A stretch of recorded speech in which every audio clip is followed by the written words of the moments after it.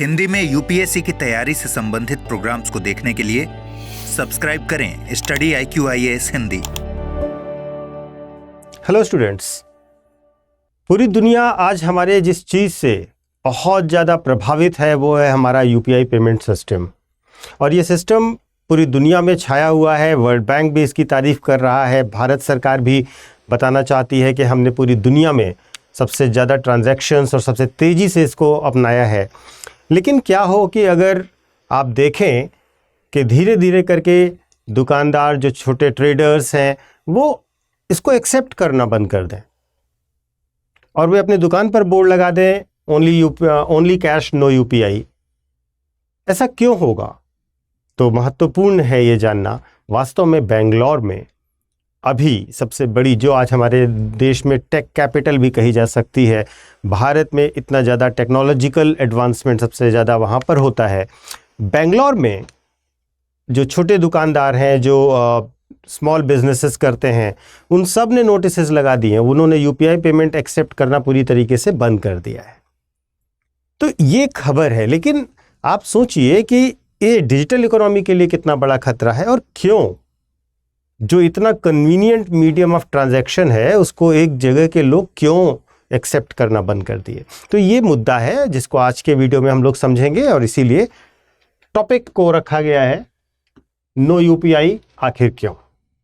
तो शुरू करते हैं इस वीडियो को। और इस वीडियो में हम लोग किन किन टॉपिक्स को कवर करेंगे, किन किन एरियाज़ को कवर करेंगे। सबसे पहले ये न्यूज़ क्या है वो देखेंगे, फिर इसके मेजर पॉइंट्स देखेंगे, मार्केट पर इसका क्या प्रभाव है, और इसके साथ साथ प्रैक्टिस क्वेश्चंस को देखेंगे। तो शुरू करते हैं। शुरू करने से पहले हमेशा की तरह मेरा Telegram channel UPSC mentor Pankaj sir, आप इसको ज्वाइन कर सकते हैं। यहाँ से आपको सारे अपडेट्स मिलते रहेंगे। और अगर आपके डाउट्स या क्वेरीज कुछ भी हैं regarding UPSC and your preparation, you can ask me. आगे बढ़ते हैं। खबर क्या है, न्यूज़ क्या है, ये देखिए। वास्तव में हुआ क्या है, कर्नाटका वाणिज्य कर विभाग ने यूपीआई लेन देन डेटा का उपयोग करके अपंजीकृत व्यापारियों पर बड़ी कार्रवाई शुरू की है। जुलाई 2024 में लगभग 14,000 व्यापारियों को नोटिस जारी किया गया है।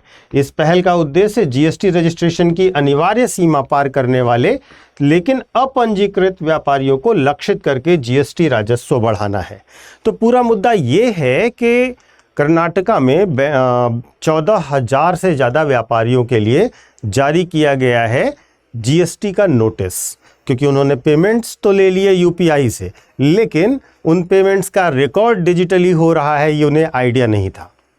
अब जीएसटी के लिए टैक्स डिपार्टमेंट कह रहा है कि आपको एनरोल होना होगा और जो पीछे की डेट से है वो पूरा पैसा जमा करना होगा। तो व्यापारी डरे हुए हैं, क्योंकि वो छोटे छोटे दिन भर पेमेंट लेते हैं और उसके बाद अपने बिजनेस को करते हैं। उस पूरे बिजनेस में उनका सेविंग या प्रॉफिट उतना ज़्यादा नहीं होता है जितना अमाउंट उनका ट्रांजैक्शन में दिखाई देता है। इस वजह से वो परेशान हैं। तो वास्तव में 2021-22 से लेकर के 24-25 तक के ड्यूरेशन में इन्होंने इतने लंबे ड्यूरेशन के लिए सारा यूपीआई डेटा इकट्ठा किया। और इस पूरे यूपीआई डेटा को इकट्ठा करने का ऑब्जेक्टिव ये था कि वास्तव में उन दुकानदारों को नोटिस जारी करना जो या तो प्रोडक्ट बेच रहे हैं या सर्विसेज दे रहे हैं और जीएसटी में रजिस्टर्ड नहीं है और टैक्सेस नहीं दे रहे हैं।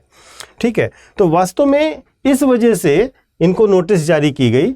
और इसमें महत्वपूर्ण ये है कि जो जीएसटी एक्ट है उसका सेक्शन 22 ये कहता है कि जो भी ट्रांजैक्शंस कर रहे हैं या जिनकी यूपीआई रसीदें 40 लाख रुपए से ज़्यादा प्रोडक्ट सेल पर हो रही हैं या 20 लाख से ज़्यादा सर्विस सेल पर हो रही हैं, उन सबको जीएसटी में रजिस्ट्रेशन करवाना पड़ेगा।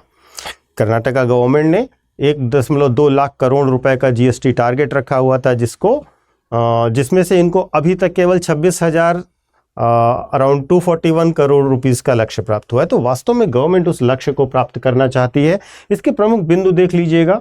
पंजीकरण की सीमा जो है सामान के लिए 40 लाख रुपए और सेवाओं के लिए 20 लाख रुपए से अधिक वार्षिक टर्नओवर वाले आपूर्तिकर्ताओं के लिए जीएसटी अनिवार्य है। दूसरा, यूपीआई लेन देन पैन आधार के साथ और केवाईसी सत्यापित बैंक खातों से जुड़े हुए होते हैं, जिससे वे अत्यधिक ट्रेसेबल हो जाते हैं, यानी कि इस पर टैक्स अथॉरिटीज़ की पहुंच बहुत आसान हो जाती है। अधिकारी CGST अधिनियम की धारा 63 के अंतर्गत सर्वोत्तम निर्णय के आधार पर अपंजीकृत व्यापारियों पर कर देनदारी का मूल्यांकन कर सकते हैं। यहां से एक थोड़ी सी रिलैक्स करने की बात है कि अगर अधिकारी थोड़ा ह्यूमन ग्राउंड देखें और वहां पर उनसे कम टैक्स देनदारी का दावा करें तो वो कर सकते हैं। और संभावित राजस्व की अगर बात करें तो अपंजीकृत व्यापारियों पर कर लगाने से अतिरिक्त 10,000 करोड़ रुपए की आमदनी हो सकती है। तो सरकार का टारगेट इस आमदनी को प्राप्त करना है। सरकार को बाकी नहीं मतलब है कि कौन छोटे व्यापारी हैं या बड़े व्यापारी हैं, वे बेसिकली अपंजीकृत, जिन्होंने जीएसटी में अपना रजिस्ट्रेशन नहीं करवाया हुआ है, ऐसे व्यापारियों को टारगेट कर रहे हैं और उनको टैक्स नोटिसेस भेज रहे हैं, जिसके परिणाम स्वरूप बाजार में लोगों ने इस तरीके के डिस्प्ले लगा दिए कि आप बिना यूपीआई के अगर आप कैश पेमेंट करेंगे तभी हम सेल करेंगे। इसका बाजार पर क्या असर पड़ा? कर्नाटक में कुछ दुकानदारों ने नोटिस मिलने के बाद यूपीआई भुगतान को मना करना शुरू कर दिया है। यह कदम कर अनुपालन के लिए डिजिटल भुगतान ट्रैकिंग पर सरकार के फोकस को दिखाता है। यानी कि ये जो टैक्स कंप्लायंस है वो सबसे अच्छे से करवाया जा सके और उसके लिए वो डिजिटल भुगतान जो किए जा रहे हैं उनकी ट्रैकिंग बहुत अच्छी कर रहे हैं। विशेषज्ञ नोटिस का तत्काल जवाब देने और कंपोजिशन स्कीम के फायदों पर विचार करने की सलाह देते हैं। तो जो टैक्स एक्सपर्ट्स हैं उनका ये कहना है कि आप नोटिस का जवाब दीजिए, विरोध करने से कुछ नहीं होगा। और इसके साथ साथ जो कंपोजिशन स्कीम है जिसके अंतर्गत आप लाभ प्राप्त कर सकते हैं, कम देनदारी पर अपना टैक्स दे करके आगे आप रेगुलर टैक्स देते रह सकते हैं, उसका फ़ायदा उठाइए। तो ये विशेषज्ञों की राय है और ये सभी के लिए जानना ज़रूरी है क्योंकि अब ये पूरे देश में होने वाला है। ठीक है, और जहाँ पर भी जीएसटी के इस तरीके से मामले आएंगे वहाँ पर सारे टैक्सेशन इसी तरीके से कलेक्ट किए जाएंगे। तो इसके साथ एक छोटा सा अनाउंसमेंट है, आज 15 जुलाई लास्ट डे है आपके सेल का।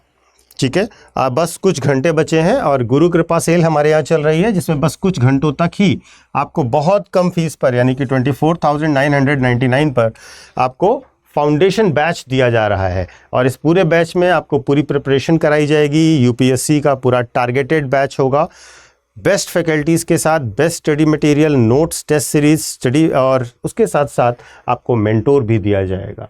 ध्यान रखिएगा, एक पर्सनल मेंटोर होगा जो आपकी प्रॉब्लम्स को सॉल्व करने के लिए, आपकी मदद करने के लिए, आपकी प्लानिंग को बेहतर करने के लिए आपके साथ काम करेगा। तो इस तरीके से आपकी पूरी तैयारी कराई जाएगी। हालांकि जो ये फीस है, ये फीस आपको केवल तब पड़ेगी जब आप एक कोड का इस्तेमाल करेंगे और वो कोड है पीके लाइव। अगर आप इस कोड का इस्तेमाल करेंगे तो आपको निश्चित तौर पर सबसे न्यूनतम फीस पर स्टडी आईक्यू का कोई भी कोर्स मिल जाएगा। तो आगे जो भी बच्चे अभी ज्वाइन नहीं किए हैं और सोच रहे हैं उनके लिए ये गोल्डन अपॉर्चुनिटी है क्योंकि अब बस थोड़ा ही समय बचा है। आज 15 तारीख लास्ट डेट है इसका सेल का। तो अगर ये गुरु पूर्णिमा के अवसर पर आयोजित की जा रही गुरु कृपा सेल का फ़ायदा लेना चाहते हैं तो कृपया ज़रूर जल्दी से जल्दी अपने आप को एनरोल कर लीजिए।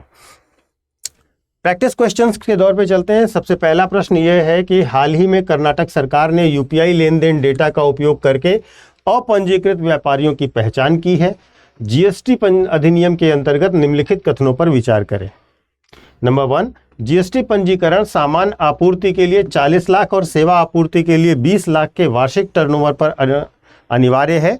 नंबर 2, यूपीआई लेन देन केवाईसी सत्यापित बैंक खातों से जुड़े होते हैं जो पैन या आधार से लिंक होते हैं। नंबर 3, कर अधिकारी सीजीएसटी अधिनियम की धारा 63 के तहत अपंजीकृत व्यापारियों पर सर्वोत्तम निर्णय के आधार पर कर लगा सकते हैं।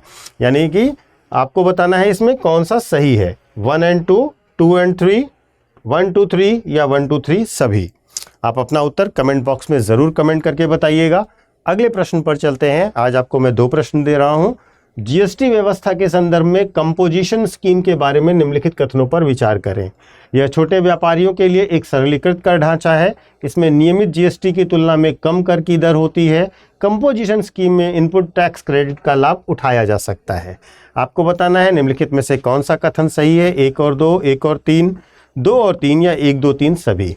तो कृपया इन प्रश्नों के उत्तर आप कमेंट बॉक्स में कमेंट करके दीजिए।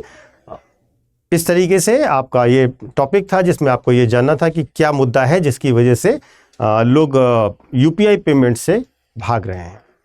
धन्यवाद, थैंक यू। अगले वीडियो में फिर मिलते हैं। हिंदी में यूपीएससी की तैयारी से संबंधित प्रोग्राम्स को देखने के लिए सब्सक्राइब करें स्टडी IQ IAS हिंदी।